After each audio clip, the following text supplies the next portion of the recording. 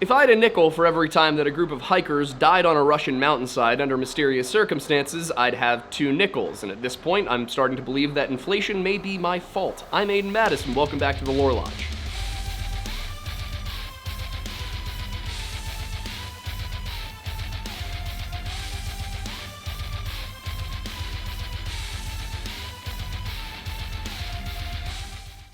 On the 9th of August 1993, Alexander Kvitnitsky and several other Ukrainian tourists were paddling along the Snezhnaya River in the Khamar Daban mountain range of southern Russia when they came across a very strange scene. A young woman stood on the northern side of the river, screaming and waving her arms around, desperately pleading with them to save her. With little hesitation, Alexander and the others made for the shore, at which point the girl buried her head into the chest of one of her rescuers and began to tell an incoherent, panicked story of death and terror high on the mountains above. As these tourists turned rescue squad would come to learn, they had just picked up 17-year-old Valentina Utochenko, the sole survivor of one of the most mysterious backpacking disasters of all time, one which would come to be known as the infamous Khamar Daban incident. Due to similarities to another hiking disaster in Russia, the tragedy in the Khamar Daban range has been referred to as the Buryatia-Dyatlov Pass, named for the region in which the events transpired. As with Dyatlov's group, they left their campsite in a panic, they were found in clusters, some of them were missing clothes,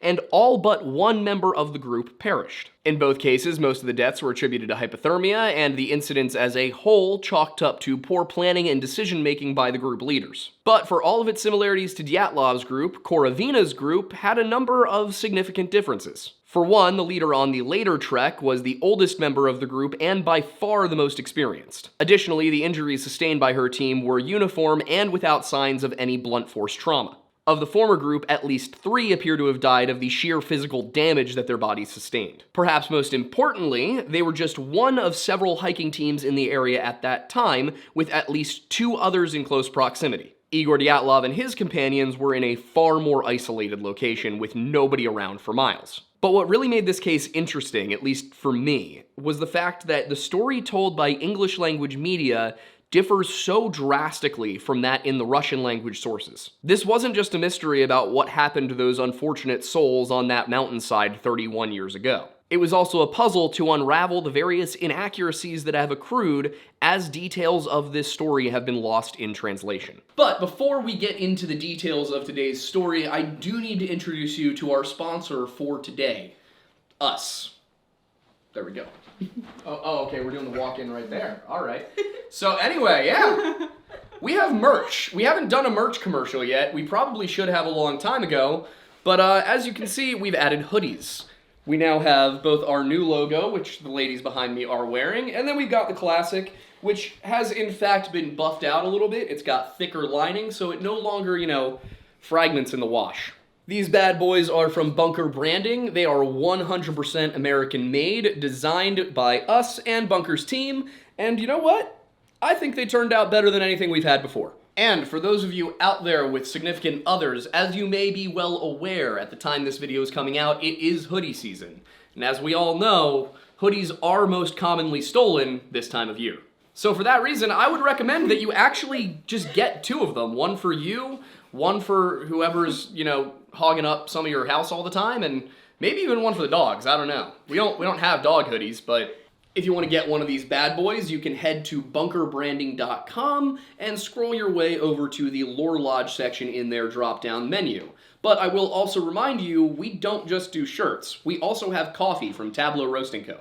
Now, our coffee is a medium dark roast, but it's not something that I just picked off of a shelf on some Shopify website. No, I was a barista for many years, I worked at an artisan roastery, and when Matt Moore from Tableau reached out to me, I sat down and I said, all right, I want exactly these beans from these countries, I want this roast profile, and I want the coffee to taste like this. And that's how we got Mount Pocono Perk, which in my opinion is one of the most balanced yet flavorful coffees I have ever had. Can confirm. If you'd like to try Mount Pocono Perk for yourself, you can head over to tableauroastingco.com, scroll to the collaborations tab, and you will see it right there next to History of Everything's Coffee, Lewis, and Dark. And, since we're mentioning History of Everything, I might as well tell you guys that we are launching a brand new podcast with the guys behind that. Coming in 2025, we will be doing one episode a month where I sit down with Stephen Bell and Roman Helmet Guy and we talk about history in a very guys being dudes kind of sense. We're going to have on some guests in the future, and the idea is just to cover the fun stories, the weird stories, and the, little known stuff that maybe more people should be aware of. So, if you'd like to wear the lodge while you drink the lodge as you watch the lodge, these are the best ways to do it. And now back to the story.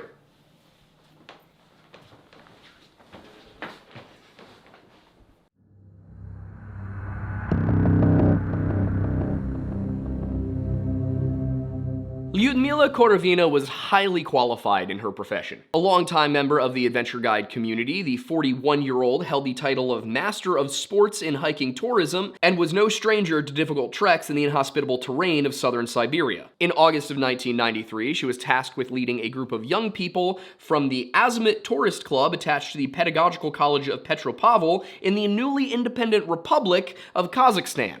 Those who were to travel with her were 24-year-old Tatiana Filipenko, 23-year-old Alexander Krysin, 19-year-old Denis Shvachkin, 17-year-old Valentina Utochenko, 16-year-old Victoria Zalasova, and 15 or 16-year-old Timur Bapanov, all of whom had completed difficult hikes in the past, many of them actually with Korovina, and therefore had no real reason to doubt their leader on this occasion. Furthermore, Lyudmila had planned to meet up with a group led by her daughter, 16-year-old Natalia, at the midpoint of the trip. And as they approached that midpoint, there would be several intersection points where they expected to run into each other. Still, it was not going to be an easy journey, at least not once they got off the train from Petropavl. According to the Russian journalist Vladimir Zarov, their itinerary began in the village of Marino on the shores of Lake Baikal, from which point they were to travel along the Langutai River, then through Langutai Pass, or Langutai Gate. After this, they planned to hike to the summit of the range's tallest peak, Khan Ula, then to the slightly shorter Yegelny Peak, before finally summiting Repeater Peak, named for the lone transmission tower that marked the otherwise barren slope. From there, they intended to descend to the Snezhnaya River, then follow its tributaries back to Lake Patovo. I'm trying with my Russian pronunciations here, but this is beating me. I'm losing. I am going to get a lot of them wrong. If you know how they are pronounced, please tell me. I will improve in the future. Anyway, once they reached Lake Patovo or Patovye, they were going to meet up with Natalia's group, and then they would follow the Shibutai River to where it meets the Utulik. Then they'd cross the latter river towards a pass at Chortovo Lake. The last stage of the journey would be a trek along the Sludyanka River until they reached the city of the same name back on the shores of Lake Baikal. Altogether, this was a 135-mile journey, or about 220 kilometers for our non-American viewers. You would not believe the work that went into mapping all of that, but I'll get into how that happened later in the video. Aiden, please show the map, for the love of God. Anyway, in addition to the distance, there were also the added challenges of the elevation change they'd be undergoing, as well as the weather that they would encounter. Their starting point, Marino, sits at 471 meters above sea level, while the highest part of their journey would be the summit of Khan Ula at 2,371 meters. That meant changes in everything from oxygen level to temperature. And because of the elevation, the peaks and ridges of the Khamar Daban range can remain snow-covered throughout the year, with blizzards being known to occur as early as August. But the group had accounted for this, and according to a 2018 interview with survivor Valentina Utochenko, Korovina, the group leader, had even contacted the weather station in advance to make sure that they knew what the conditions were going to be. Based on pictures that made it back from the mountains, everyone seems to have been prepared for the cold weather, as well as at the very least any light rain, with wind-resistant overcoats, fleece or fur-lined jackets, wool hats and mittens, and plastic ponchos in case of precipitation. The trip was not for the faint of heart by any means, but this was mainly for the simple fact that it was going to be long and strenuous. It wasn't expected that they would encounter any real environmental challenges. It would just be their own fitness being tested. As expected, the initial few days of the trip were without any issue. The group was well supplied and prepared, Valentina Utochenko telling Komsomolskaya Pravda that they were eating at least 4 times a day for a total of at least 2,400 calories. Unfortunately, the weather was worse than had been forecast, but as I said, they were prepared for things like cold, rain, and snow. On the first day, they traveled south out of the village along the Karamurin River for about 4 miles, then proceeded up the Langutai, past the fork of the Galaya, and from there to the Langutai Gate Pass some 20 miles upriver. From there, they went onwards to the peak of Khan Ula, though precisely what route they took from Langutai Gate to the peak seems to be a matter of some controversy. The Wikipedia page, which bears a warning that far too many of the sources are self-published, suggests that they descended to the Barunyan-Katsuk River, which would have seen them travel west along its banks and then up the eastern face of the mountain. On the other hand, in two articles published by the Russian news website Inform Polis, Vladimir Zarov, a journalist who followed the path of Korovina's group 5 years after the incident occurred, didn't mention that river at all. Limited as I am by my inability to speak or read Russian, I was not able to identify the origin of the claim, but it seems like it may come from what appears to be a blog called Parky Himki, which is not to be confused with the official government website of the same name. Today, a trail does seem to exist that leads down from Langatai Gate to the river, with no alternative route appearing on maps. While it can't be said for certain without going and looking at the location in person, it looks as though this is actually a slightly shorter and less dangerous route to the mountain than following the ridgeline would be. Then again, the goal of the trip was not exactly taking the safest and easiest route. Another aspect of the story that's a little vague but is directly connected to this is where they were stopping to camp and on what days they were doing what. Though Zarov did say that they rested for a day at Langatai Pass before moving on to Khan Ula, where essentially every single English language video and article that I found on this case says that they met their fate on the morning of August 5th, 1993, having begun their trek on August 2nd. Looking through the materials, one thing about the Khamar Daban incident remains consistent, that being the description of how everybody died. Generally, the story goes something like this. On the evening of August 4th, 1993, the Korovina group summited a mountain. In English language sources, this is almost exclusively said to be Khan Ula, though it is often identified as Retranslator Peak. It's important to note, however, that these two terms are used interchangeably and to refer to the same mountain. The next morning, not long after lighting a fire and cooking breakfast, they began to descend the mountain, only for one member at the rear of the group to begin screaming. Upon turning to see what was wrong, they saw Sasha, properly 23-year-old Alexander Krysin, frothing at the mouth with blood cascading from his eyes, ears, and nose. Lyudmila Korovina ran up to him, attempting to get him to regain consciousness, but moments later, she too began to suffer from the same symptoms as the first victim and collapsed on top of him. 24-year-old Tatiana Filipenko went down next as she tried in vain to assist the others, clawing at her neck as though she couldn't breathe and then dragging herself over to a rock, upon which she began to bang her head until she passed out. At this point, everybody else began to run for their lives in panic, but Victoria Zalasova and Timur Bapanov, both 16 years old, quickly collapsed in the same manner as the others, tearing off their clothes as they did so. Utochenko and Shvachkin managed to outlast the others, but then Shvachkin too succumbed to whatever phantom illness had come upon the rest of them. Only 17-year-old Valentina was able to escape, fleeing down to the tree line below, where she erected her tent and waited for whatever took the others to come for her. The next day, remarkably still alive, she returned to the scene of the tragedy and closed the eyes of her companions while collecting what supplies she could carry as she attempted to make her way out of the mountains. After spending 4 days following power lines through the alpine forest, she eventually came out to the Snezhnaya River, where she was rescued by a group of Ukrainian tourists on the water. With minor variation in details, such as the claim that Utochenko was covered in blood when she was rescued, or that she was rescued on the 10th rather than the 9th, this is what essentially every single English language source agrees happened. But that's not quite the truth.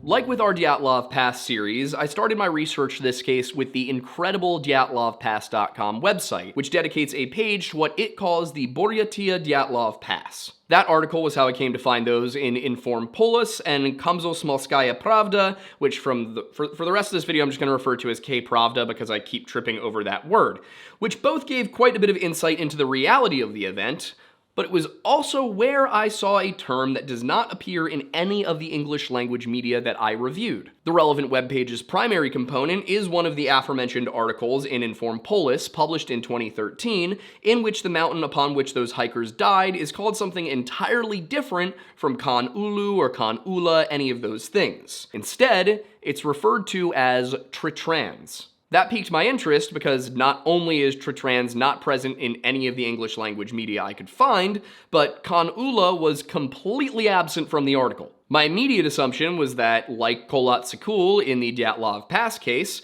the mountain simply had several names in varying languages, but upon googling Tritrans, I found that this is not the case. These are two distinct peaks, and they are over a dozen miles from one another as the crow flies. Obviously, they can't have died on both mountains, so someone, somewhere was wrong. Here we have the Russian language sources saying one thing, and then we have the Wikipedia page giving coordinates that match Khan Ula. When that happens, it's usually a safe assumption that Wikipedia is the erroneous source, but given that we're dealing with Russian media here, I wasn't so sure. But then I noticed something else on the Wikipedia page that just didn't look right. Specifically, there is a line that explains that after making their way up Khan Ula, they traveled along its ridge, ending on the watershed plateau of the Anigta and Baika rivers. That seemed like it would be very useful information until Google returned exactly 0 relevant results for either of those terms. With that avenue closed, the next step was to check the source and see if it might give any context regarding where these rivers were. Sure enough, the article goes on to explain that they stopped not on Khan Ula,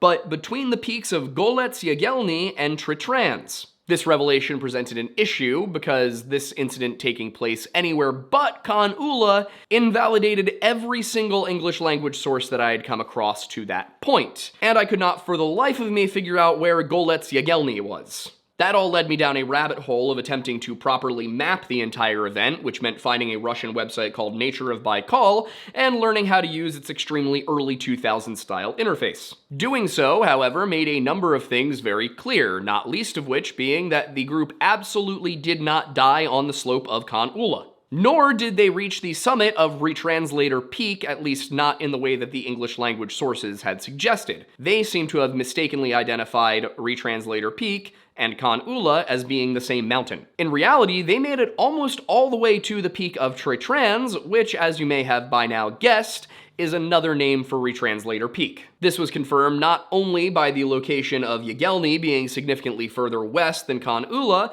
but also by the fact that the Anigta Baiga Plateau sits between those two mountains. In addition, Zarov said that he followed the route all the way to Tritrans, and he very clearly says that that was the slope on which they died. The thing that was still bugging me here was the timeline. How did they reach Retranslator Peak that quickly? If the group left on the 2nd of August, as stated by most of the English language media, then rested for an entire day at Langatai Pass, that means they covered over 40 miles in just 2 days. If, however, they actually had died at Khan Ula, well, that cuts at least a dozen miles off of that trip and makes it sound a lot more manageable. The answer is that they actually didn't travel that far in that short a period of time. All sources, both English and Russian, agreed that the deaths occurred on the 5th of August. According to Valentina, the day that everybody died was the 5th day of the hike. So what that means is that they just got the date wrong. They left on the 1st. That gave them 3 days of hiking, not 2, and now all of the numbers make sense. But this also meant that there were 2 glaring, if seemingly irrelevant, inconsistencies between the English and Russian language narratives. The thing about cases like this, however, is that any one of those little details could end up being essential to understanding what really happened. In the Dyatlov Pass incident, for example, who was wearing whose clothes was a key indicator of the order in which people died, while livor mortis being in the wrong place suggested that several of the bodies had been moved after laying in place for some time. Meanwhile, the orderly yet rushed return that they made to the tree line tells us that they were not hit by a sudden avalanche,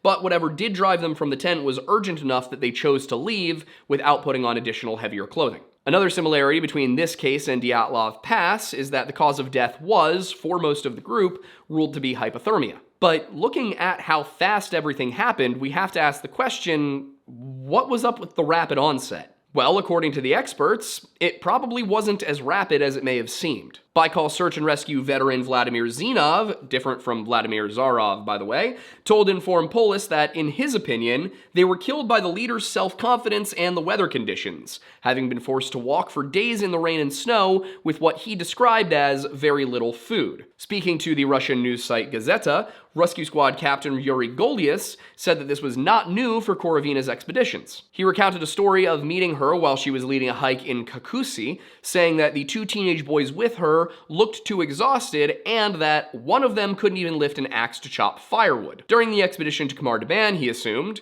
Korovina most likely behaved similarly. In the minds of the experts, the group was probably hypothermic when they woke up that morning, and by the time that Korovina realized the night's snowfall could be deadly, it was too late. In 1993, this seemed to check out. When Valentina was rescued, she was asked by Golius to give an explanation of the events that occurred on the mountain. In her testimony, she gave a generally similar description as the one commonly used today, and confirmed that it happened on Tretran/Retranslator Peak, not Khanula, though there were several discrepancies. In her account, the story begins before they started their descent. On the night of the 4th, she wrote that they walked through a treeless alpine zone. Then around 4 p.m., they stopped somewhere short of Retranslator Peak, where they set up camp and cooked food on Primus stoves. The note goes on to say that around 10 a.m. on the morning of August 5th, Chryson arrived and said they were wet and freezing. Where Chryson was arriving from and who they were is not clear, but he appears to have been speaking for several people. Given the makeup of the group and the fact that pictures show there being 2 tents, it would seem likely that he was speaking for the males of the group and had come from their tent. As for why they were wet and freezing, Valentina explained that early that morning, around 4 a.m., the guy lines of the tents broke, they got up to fix them, and then 2 hours later, around 6 a.m., the wind pulled the stakes out of the ground. Once again, they had to fix this, but by the time it was all over, their sleeping bags in the inside of their tent were wet. This would suggest that very high winds blew the rain flies off of the tents, and in the near freezing temperatures on the mountain, they could have very easily become hypothermic. Utochenko's explanation goes on to explain that they got everything packed up, and then they began their descent, she says, in a wall. So I would assume, shoulder to shoulder. But just seconds into that, she says 10 meters, Chryson collapsed. The rest of the group managed to get him back to his feet, but then he quickly fell down again. There was no scream, no rush to get back to him. They were all walking side by side when he went down, and Korovina, as a result, very quickly got to him. Utochenko said that Korovina then ordered the rest of the group to go down to the tree line, but then almost immediately asked someone to come back up to her position. Rather than it being Filipenko who went to assist, as it is in most of the English language versions I saw, it was Utochenko herself who ran up to help Korovina. In this version of events, Filipenko went down and got some kind of awning or tarp to stretch over the rest of the group. What the purpose of this was is never really elucidated. As she approached Korovina and Chryson, Utochenko wrote, she saw that the young man's eyes were wide open, bearing an indifferent look. Korovina took his pulse and declared him dead on the scene. Without wasting any time, the group leader ordered Utochenko to drag Zalisova down, only for the younger girl to bite Valentina as she tried to help. Based on that word choice, specifically Valentina saying that she climbed up to that one, it seems as though Victoria Zalisova was higher up on the slope for some reason. Yes, I realize a lot of things about this story sound inconsistent, but we'll be getting to that later. Either way, as Utochenko dragged her younger companion down to where the others were, she saw Filipenko begin to bang her head against some rocks. Close by, Shvachkin hid behind those very same rocks and crawled into his sleeping bag. Utochenko then checked on Korovina and found her unresponsive, while Bapanov lay unconscious nearby. Unable to help anybody, but strangely not suffering quite so much herself, Valentina made her way down to the tree line, dressed herself, got into her sleeping bag, and covered herself with some kind of tent before going to sleep. Or probably passing out. In the morning, she checked on the rest of the group and found them all deceased. Filipenko, Bapanov, Shvachkin, and Zalisova lay clustered by the rocks, while Chryson and Korovina lay slightly higher up on the slope. None of them, she wrote, were resurrected again. Going through that version of the events, all of the major plot points are there, but for one rather significant little detail. Where was all the blood?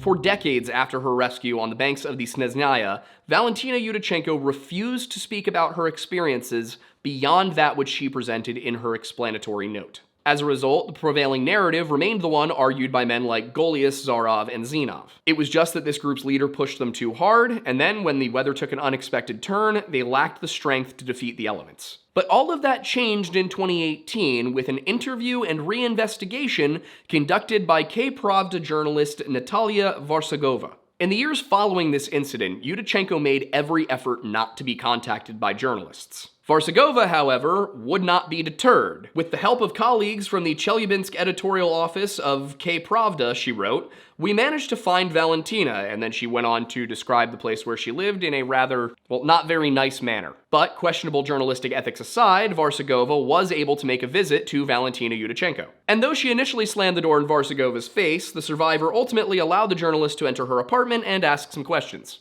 Told that she was the main character of the story and that only she could reveal the truth about what happened at Khamar Daban, Valentina asked, "Why are you bringing me back to that nightmare?" Apparently, Valentina was so averse to talking about what happened to her on that night that her own husband of 15 years had only just found out that she was there 2 years prior, because a television program ran that named her as one of the people involved. Other than that, she was as closed off as they came, literally blocking any journalists that tried to reach out to her on social media. Varsugova had gone the extra mile, however, and that effort paid off as she was invited in for tea. There, the interview that Valentina Utochenko proceeded to give exposed striking differences between what was officially reported and what Valentina claims she actually experienced. First of all, she utterly rejected the notion that it was in any way Korovina's fault that so many of them died. Instead of a story where Kryson walked over casually late in the morning to complain about being a little damp and cold, she told Varsugova that they were all awoken early in the morning by Korovina herself, who told them to get everything packed and to make their way down the gorge. Rather than beginning their descent in an orderly side-by-side line, she said that the wind was so strong that everyone slid down instead of walking.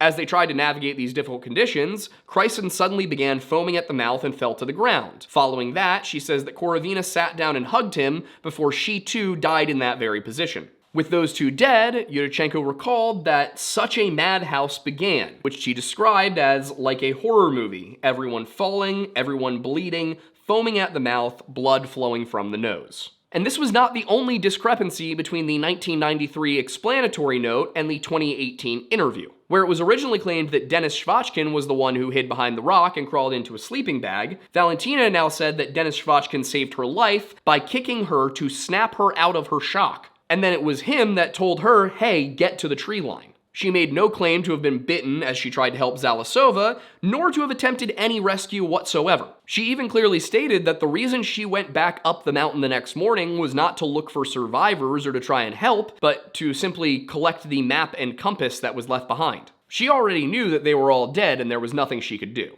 In addition to changes in the violence of the condition which overtook everybody and the actions taken by Valentina, a few other aspects of the interview stand out as compared with the original explanation. Rather than using Primus backpacking stoves to cook, as she allegedly reported in 1993, she told Varsugova that she didn't remember using stoves at all. Instead, she recalled going down into the forest to start fires for cooking. She also contradicted the narrative presented by Golias and Zinov regarding the supplies and the exertion, describing the route as light and saying they ate 4 times a day, including hot meals with additional snacks at rest stops. She listed off cereals, dried milk, crackers, stewed meat, carrots, beets, onions, candy, and chocolate, amounting to a full 2,400 calories per day. Put simply, they were not in danger of starvation at any point, and it seems very unlikely that they could have been as weak as Zinov was suggesting. And that bit right there presents a pretty significant problem for anybody trying to claim that they died of hypothermia. You see, the diagnosis was in large part based on signs of general cooling of the body,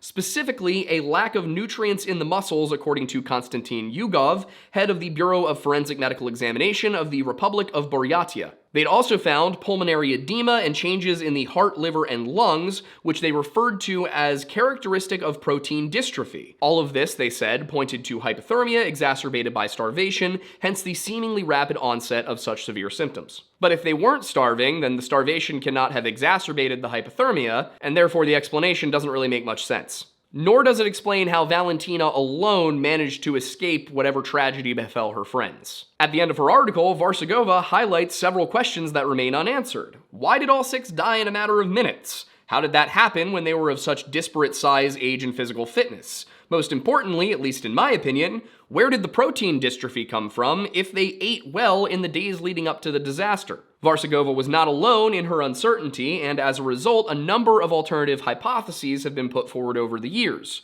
ranging from poisonous berries or mushrooms to secret government weapons testing. Before we get into those hypotheses, however, I do want to quickly address another aspect of the hypothermia explanation that makes me a little skeptical. In the 1993 narrative, it said that Kryson approached and said that they were already wet and freezing, and that the night before they had all of these issues with their tents that resulted in their sleeping bags getting wet early in the morning. In the 2018 interview, however, Valentina said something very different. She said that they were all sleeping when Korovina woke them up to tell them that it was time to move. If the latter one is true, it's very unlikely that they were wet and cold and asleep in those bags. I don't know if you've ever tried to sleep while wet, let alone wet and cold, in a bag that is wet and cold. It doesn't work very well, and realistically, they would have died in their sleep. If they were asleep in wet, cold fabric in 30-degree weather, they were not going to wake up. They would have died overnight, is what I'm saying here. So,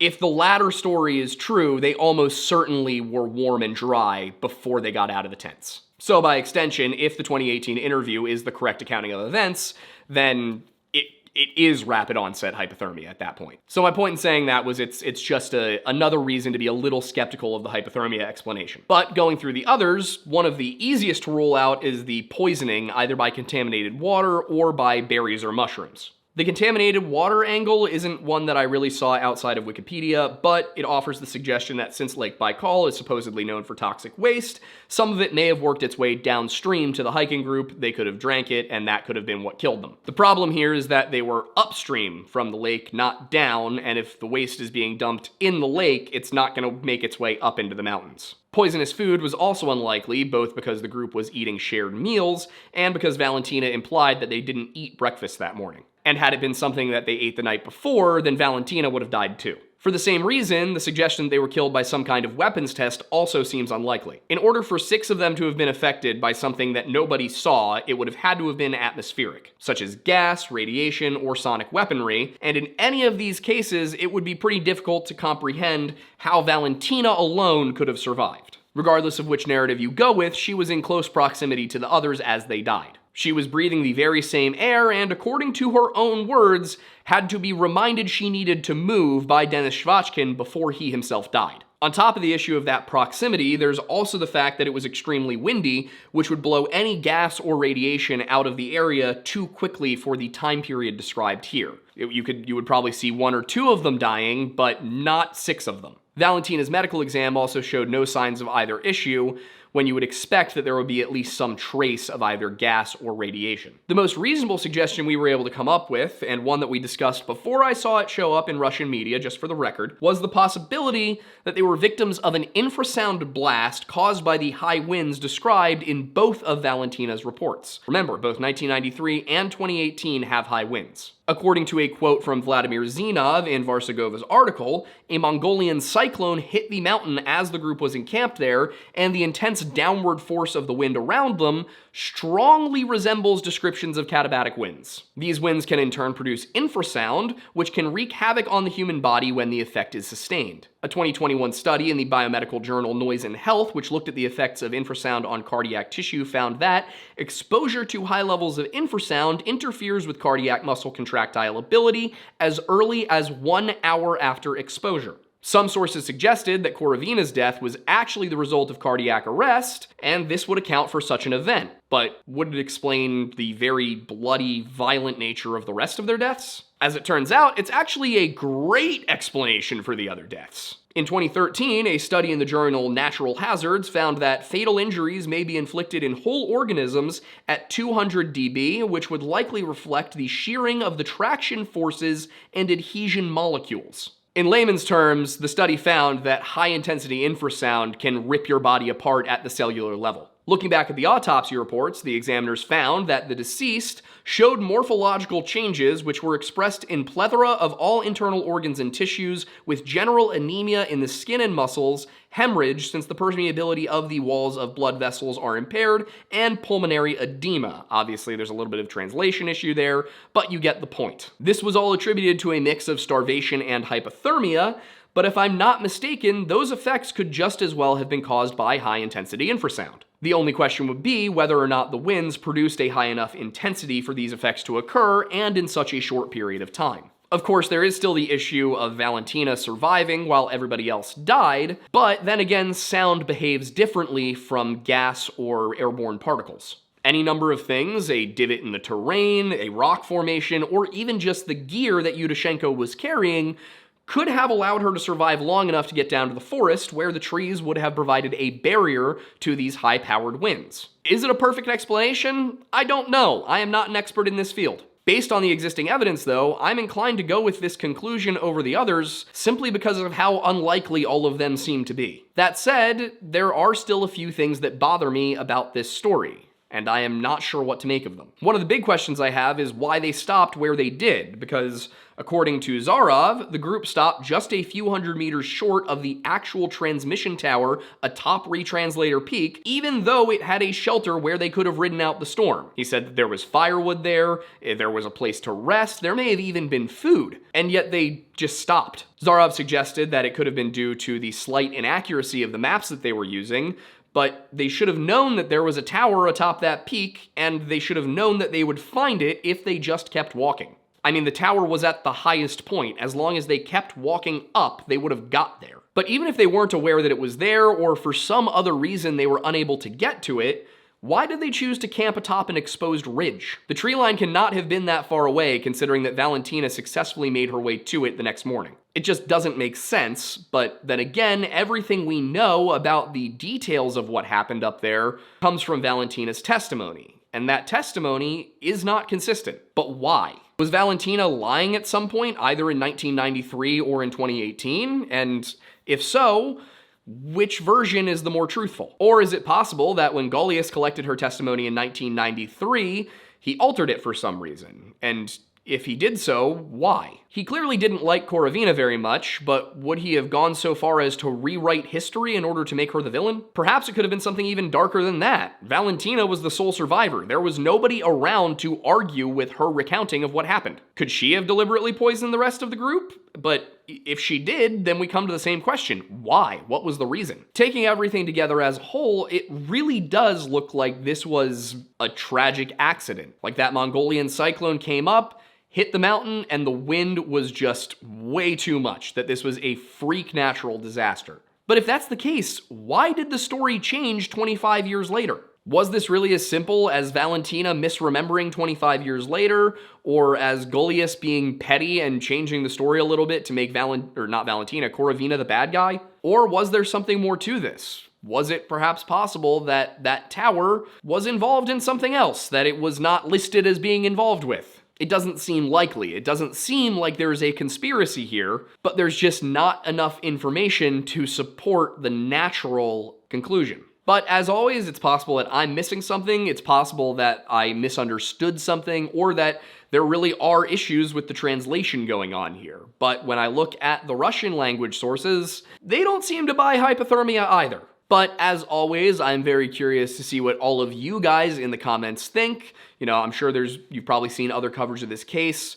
Maybe you speak Russian and you are going to be able to go and read some of these articles. If you go on our Patreon, you'll see that the entirety of the document for the script here, it's all up there with links to all of the sources. And if you want to support what we're doing here at the Lore Lodge, the best way you can do that is through our Patreon. You can subscribe for just $1 a month, which gets you access to all exclusive content on that platform. And one of the exclusive things we have, all of these scripts go up there. You can read them, you can read the sources. You won't see every script for every video we've ever done, but since we've transitioned to a new format, you'll get all of those. You can also become a member right here on YouTube to get access to the Liquored Lore show. That is where Aiden and I have a few, we get a little silly, and we talk about lore, history, something like that. That is, of course, also accessible over on Patreon. If you prefer to do something like, I don't know, drink the lodge, well, you can do that by going to tableauroastingco.com and getting our coffee Mount Pocono perk. I was a barista for many years, I worked at artisan roasteries, and I know my coffee. This is good stuff, and I drink it every day. Like, I picked out what beans. There was no shelf online. It was not a Shopify thing where I sent them a label. I picked out the beans. This is a real small batch roaster. You're supporting a small business. You're supporting two small businesses, actually, because you got us and you got Tableau. You could also wear the lodge, as I am currently doing. This right here, this is a Lore Lodge hoodie. These launched last week.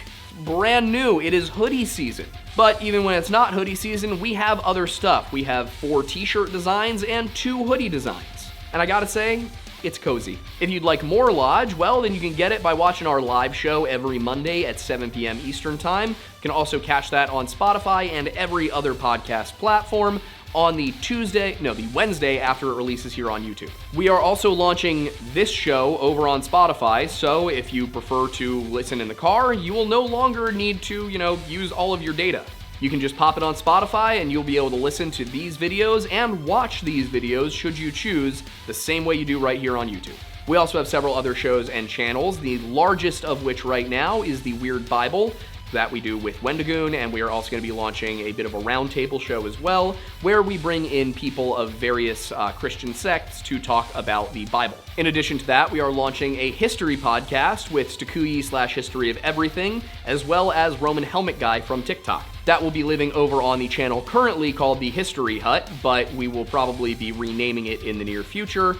If you would like to help that channel get monetized early, however, you can go over there and watch any of the episodes that are already up. There was a short run of a couple of episodes with Steven and I, and then also there is an episode on Brian Boru. The Brian Boru episode is done in this style. We also have two other channels that are currently on a content hiatus while we rework how they do things, but those are Off the Record and Boozy Mixologist. Those will be returning with new content in a new style in the new year. I also have my own channel where I mostly do video game streams, or I do commentary on videos about things like skinwalkers or wendigos, and occasionally we do music. So that is just Aiden Mattis, or youtube.com/@theAidenMattis. And last but not least, arguably the more important thing that I should have led with, you should join our Discord. If you're on Discord, join our Discord. That is where you'll get all of the updates. You will get reliable, timely notifications about when our videos are going live, and I'm actually in there. I do interact. Sometimes that interaction is that I send a meme and tag everybody at 1 a.m. just to bother my own mods. Sometimes I answer your questions. Sometimes I organize hurricane relief. It's just kind of a place where I do things. Sometimes we rescue a dog. These are real things that have all happened in the Discord. But without further ado, with all of that said, I am Aiden Mattis, and thank you for stopping by the Lore Lodge.